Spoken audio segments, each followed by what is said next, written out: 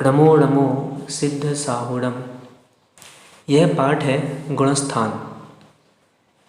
गुणस्थान किसे कहते हैं? तो मोह और योग के निमित्त से होने वाले आत्मा के परिणाम को गुणस्थान कहते हैं। वैसे देखा जाए तो जीव के परिणाम जो है वो अनंत हैं, परंतु फिर भी उन सभी को 14 श्रेणियों में विभाजित किया गया है। गुणस्थान 14 होते हैं। सबसे पहले नाम देख लें। मिथ्यात्व गुणस्थान, सासादन गुणस्थान, मिश्र गुणस्थान, अविरत सम्यक्त गुणस्थान, देशविरत गुणस्थान या संयम असंयम भी नाम है इसका। छठवा प्रमत्त विरत, सातवां अप्रमत्त विरत, आठवां अपूर्वकरण, नौवां अनिवृत्तिकरण, 10वां सूक्ष्म सांप्राय, 11वां उपशांत मोह, 12वां क्षीण मोह, 13वां सयोग केवली और 14वां गुणस्थान होता है अयोग केवली। विस्तार न समझते हुए संक्षिप्त इनकी परिभाषाएं हम समझेंगे किस गुणस्थान का क्या स्वरूप है। सर्वप्रथम मिथ्यात्व गुणस्थान। तो मिथ्यात्व प्रकृति के उदय से होने वाले तत्वार्थ के अश्रद्धानुरूप परिणामों को मिथ्यात्व गुणस्थान कहते हैं, और जो इन परिणामों से युक्त हैं वे जीव मिथ्या दृष्टि कहलाते हैं। सासादन गुणस्थान अर्थात प्रथमोपशम सम्यक अथवा द्वितीयोपशम सम्यक के काल में कम से कम एक समय और अधिक से अधिक 6 आवली शेष रहने पर अनंतानुबंधी कषाय के 4 भेदों में से किसी एक कषाय के उदय होने से, उपशम सम्यक्त से च्युत होने पर और मिथ्यात्व प्रकृति के उदय न होने से मध्य के काल में जो परिणाम होते हैं उसे सासादन गुणस्थान कहते हैं।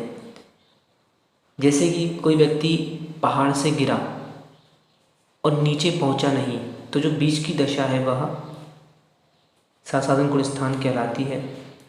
तीसरा गुणस्थान बनता है मिश्र गुणस्थान, या इसको कहते हैं सम्यक्त मिथ्यात्व। तो जिस गुणस्थान में सम्यक और मिथ्यात्व रूप मिश्रित श्रद्धान पाया जाए उसे सम्यक मिथ्यात्व या मिश्र गुणस्थान कहते हैं। जैसे दाल और चावल के मिश्रित स्वाद के समान, इसमें भी सम्यक और मिथ्यात्व से मिश्रित भाव को सम्यक मिथ्यात्व कहते हैं। यानी इसमें जीव का तत्व के विषय में श्रद्धान और अश्रद्धान दोनों भाव युगपत रहता है। चौथा जो है अविरत सम्यक गुणस्थान, जहाँ सम्यक दर्शन तो प्रकट हो गया किंतु किसी भी प्रकार का व्रत यानी संयम असंयम या सकल संयम ना हुआ हो, उसे असंयत सम्यक दृष्टि या अविरत सम्यक गुणस्थान कहते हैं। इसके बाद 5वां देश विरत या संयम असंयम गुणस्थान। इस गुणस्थान का धारक एक ही समय में संयत और असंयत होता है। वह श्रावक त्रस हिंसा से विरत होने से संयत है और स्थावर हिंसा से विरत न होने से असंयत है, अतः उसे देश विरत या संयमासंयम गुणस्थान कहते हैं। छठवें जो गुणस्थान वर्ती हैं, छठवें गुणस्थान का नाम है प्रमत्त गुणस्थान, यानी छठवें गुणस्थान वर्ती मुनिराज कहलाते हैं। जहाँ सकल संयम प्रकट हो गया है किंतु संजरण कषाय का मंद उदय न होने से प्रमाद हो, उसे प्रमत्त विरत गुणस्थान कहते हैं। 7वां अप्रमत्त विरत गुणस्थान। तो जहाँ संजरण कषाय का मंद उदय हो जाने से प्रमाद नहीं रहा, उस परिणाम को अप्रमत्त विरत गुणस्थान कहते हैं। इसके बाद गुणस्थान जो बनता है अपूर्वकरण गुणस्थान। तो इस गुणस्थान में समसमयवर्ती जीवों के परिणाम समान असमान दोनों होते हैं, किंतु भिन्न समय में रहने वाले जीव के परिणाम भिन्न ही होते हैं। यह मुनिराज पूर्व में कभी भी प्राप्त नहीं हुए थे, ऐसे अपूर्व परिणामों को धारण करते हैं, इसलिए इस गुणस्थान का नाम अपूर्वकरण गुणस्थान है। इसके बाद जो आता है 9वां अनिवृत्तिकरण गुणस्थान। अनिवृत्तिकरण के अंतर्मुहूर्त काल में से किसी एक समय में रहने वाले अनेक जीव जिस प्रकार शरीर के आकार आदि से परस्पर में भिन्न भिन्न होते हैं, किंतु उनके परिणामों में भेद नहीं पाया जाता, उसे अनिवृत्तीकरण गुणस्थान कहते हैं। अब देखें, जो 3 प्रकार के करण होते हैं, अधाप्रवतकरण, अपूर्वकरण और अनिवृत्तीकरण। मतलब जो अप्रमत विरत हमने पढ़ा था 7वें गुणस्थान में, वहाँ पे 2 भेद बन जाते हैं, स्वस्थान अप्रमत विरत और सातिशय अप्रमत विरत। तो जो 7वें गुणस्थान से 6वें में और 6वें से 7वें में आते जाते रहते हैं, उनको बोलते हैं स्वस्थान अप्रमत विरत। और जो उपशम तथा छपक श्रेणी के सम्मुख होकर अधाप्रवतकरण रूप परिणाम करते हैं, उन्हें बोलते हैं सातिशय अप्रमत विरत। अब जो 3 करण हमने देखे, अधाकरण, अपूर्वकरण और अनिवृत्तीकरण, तो ये 3 करण होते हैं।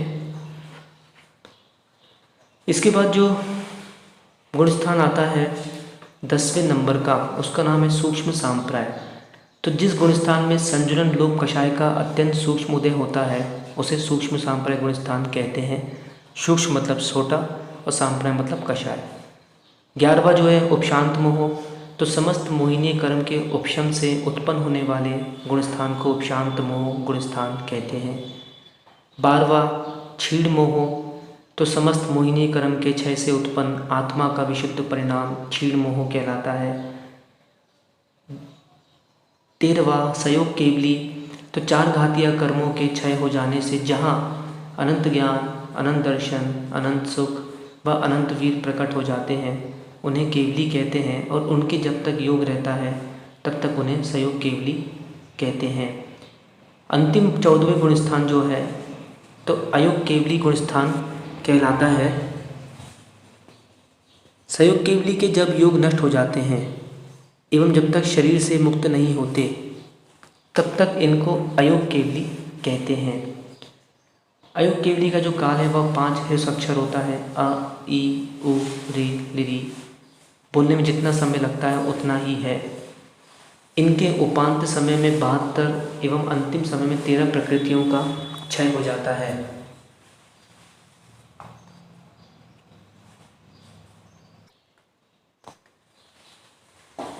कौन सी गति में कितने गुणस्थान होते हैं? तो नरक गति में 1 से 4, तिरंज गति में 1 से 5, मनुष्य गति में 1 से 14 और देव गति में 1 से 4 तक गुणस्थान होते हैं।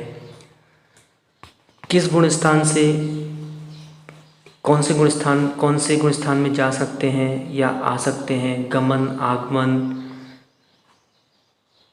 किस गुणस्थान में कितने जीव हैं, मरण कौन कौन से गुणस्थानों में नहीं होता है, तो यह सब जो विस्तार है गोमटसार जीवकांत आदि ग्रंथों से ग्रहण कर सकते हैं। यहाँ हमने मात्र संक्षिप्त गुणस्थानों के स्वरूप का पाठ पढ़ा। आदि जनिंदम जयदु।